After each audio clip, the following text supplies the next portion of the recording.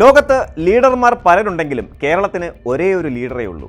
അന്തരിച്ച കോൺഗ്രസ് നേതാവും കേരളത്തിന്റെ മുൻ മുഖ്യമന്ത്രിയുമായ സാക്ഷാൽ കെ കരുണാകരനാണ് കേരളത്തിന്റെ ലീഡർ.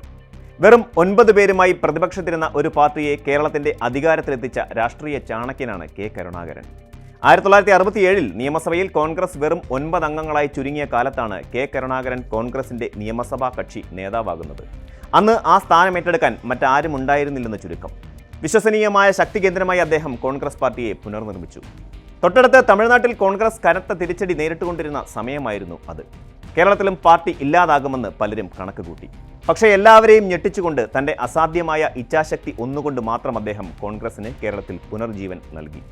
ഇന്നും കേരളത്തിലെ കോൺഗ്രസ് ജ്വലിച്ചു നിൽക്കുന്നത് കെ കരുണാകരൻ കൊളുത്തിയ ജ്വാലയിലാണ്.